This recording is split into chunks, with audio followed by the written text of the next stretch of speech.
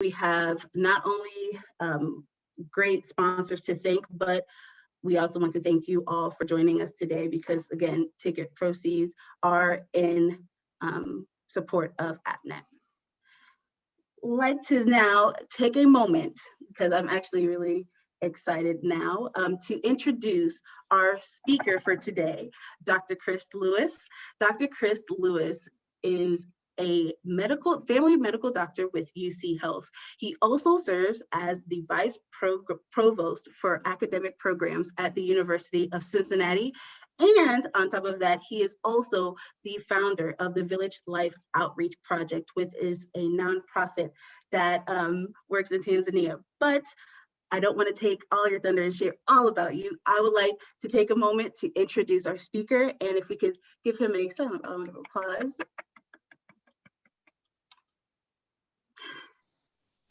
All right, can you all hear me? I think I successfully unmuted. You hear me? All right, perfect.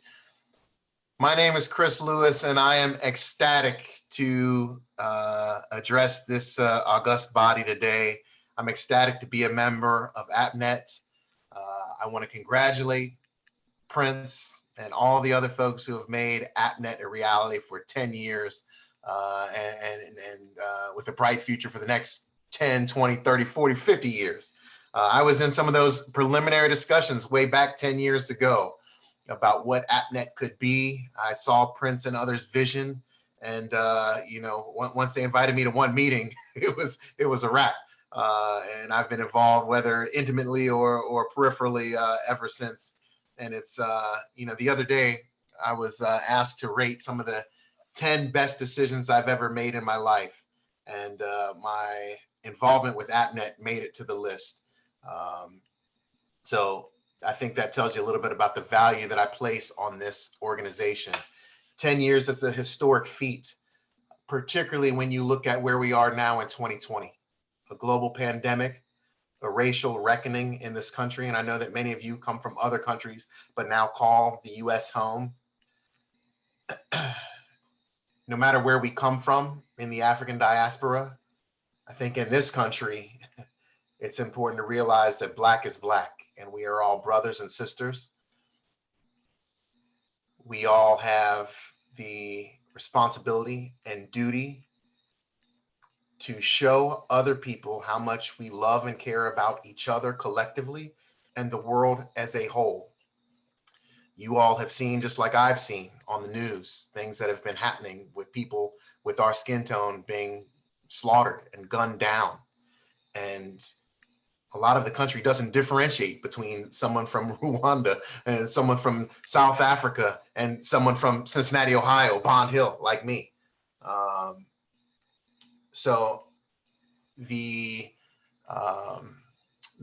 catchphrase and the motto for this 10-year celebration, embracing diversity for a better community, it's something that is near and dear to my heart. I can remember times when, in my life, when Africans and American Blacks weren't always united. I went to college in Boston, and this was in 1996, and it was my first genuine interaction with a whole bunch of Africans, and I made friends with them. We had a couple of Africans in my high school. I went to Finneytown High School, so Dr. Abraham Osimbawale, his daughter Yeti, went to my school, and I was thrilled about that. But in terms of a group of Africans, my first experience was when I went to college, and what I realized is that a lot of those Africans didn't necessarily want to associate with American Blacks. And again, this is a long time ago, and there were valid reasons for that. But I think we're in 2020 right now.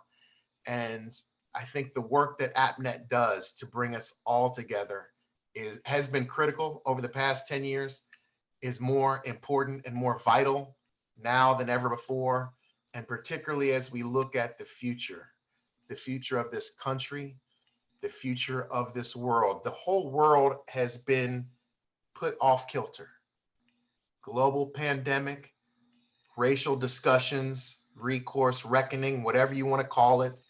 What I see from my line of sight is that if there ever was an opportunity for change, now is the time, but it is going to take us banding together.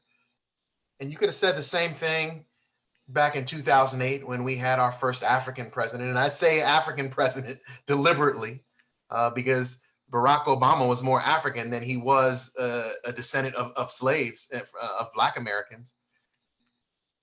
We had 8 years of a president who, in my opinion, and I don't want to get too political other than to tell y'all all to vote. We had a president who, because of his position as a global citizen, really transformed our country. But the stakes are higher now than ever before. And we, as a collective diaspora of people, have the opportunity to continue what was started then and even before then and move it to the next level. And I'm so thrilled. You know, part of my job, I have two main jobs that I get paid for. One is a family physician at the University of Cincinnati, UC Health, where I see patients from over 20 different countries, many African countries, for primary care needs.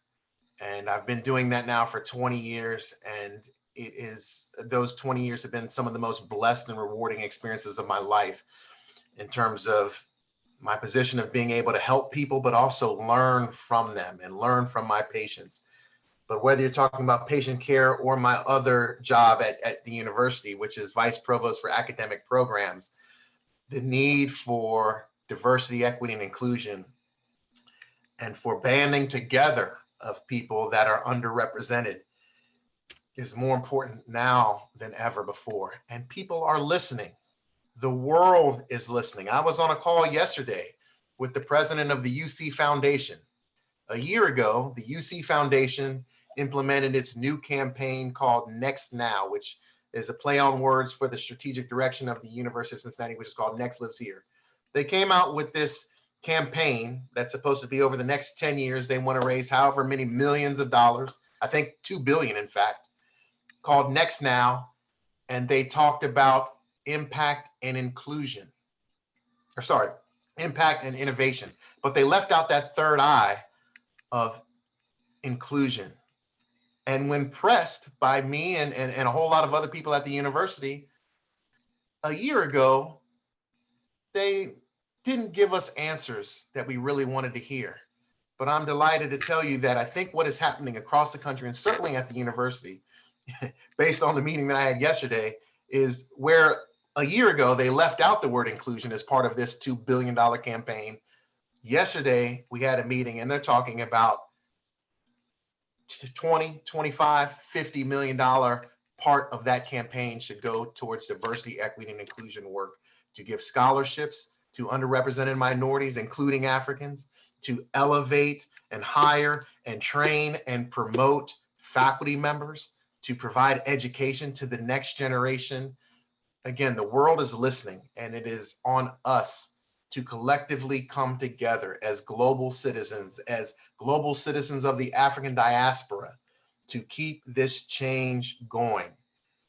And to do that, I strongly believe that we have to include the voice of the young people. I saw somebody on a call with kids in the background, and I hope they can hear the festivities tonight, because they're going to take some of that and internalize it. They may not remember it, but seeing a group of, Black people and African people on the screen is something powerful and something that should not be forgotten. I mentioned 2 paid jobs that I do. My third job, which is unpaid, is I founded and run a nonprofit organization called Village Life Outreach Project. We started in 2004 after my first trip to Tanzania, East Africa, in 2003. I took a trip scheduled for a month where I was going to be working in a hospital, which was one of 2 hospitals that serves an area of 500,000 people. And for many of you who might know Tanzania, current estimates are that Tanzania has 1 doctor for every 25,000 people. So I went to this country, my first trip to what Black Americans like to call the motherland, the continent of Africa. And I thought, because of my Western training as a physician, I was in my 3rd and final year of residency training. So I was an MD, but still completing my training. This was my last month of training. And I went over to Africa thinking I was going to change lives and save the world. The first patient that I saw was a pregnant woman who was a mother of 3 or 4 kids. and she was trying to walk about 8 hours while hemorrhaging in labor to get to the health facility where I was stationed. And she died along the way, as I'm sure many of you in your home countries have experienced, if you have home countries that have healthcare inequities, like the US has healthcare inequities and whatnot.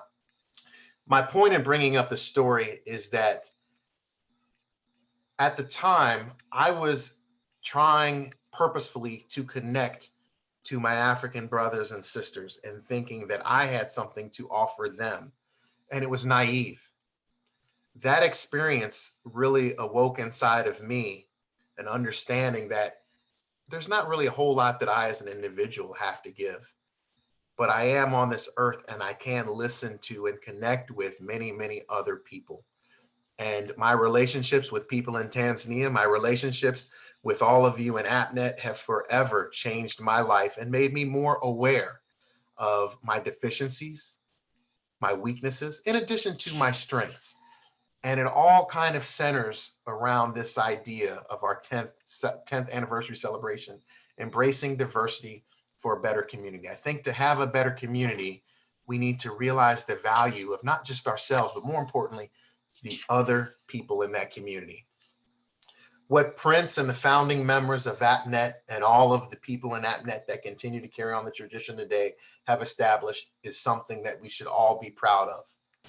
I know there are other organizations across the country that might do something similar, but this that we have in Cincinnati is truly special. As you can tell from the mayor and his recent announcement calling these days APNET days in Cincinnati, it is truly special. It is very, very timely. I am so proud to be a part of this organization, to call you all friends, to call you all brothers and sisters.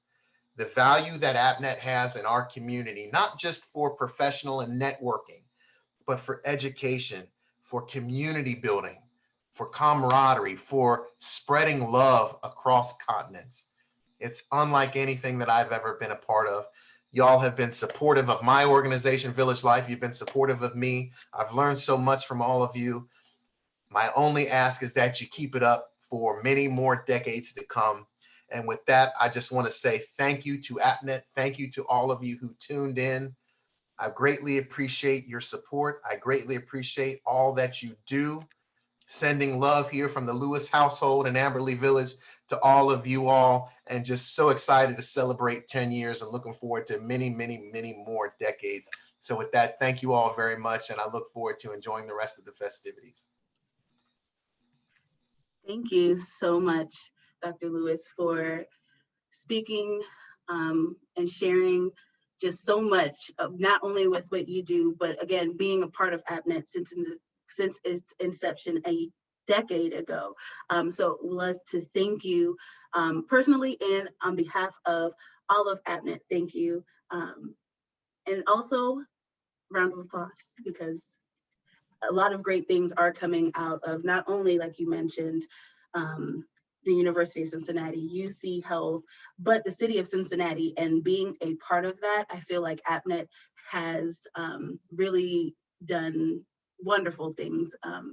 But in order to continue celebrating all that APNET has done, we are now going to remind you that the auction is still going on right now. So if you haven't checked that out yet, again, the link is in the chat. You can find several items to purchase and or bid on in celebration. So also, thank you for shouting out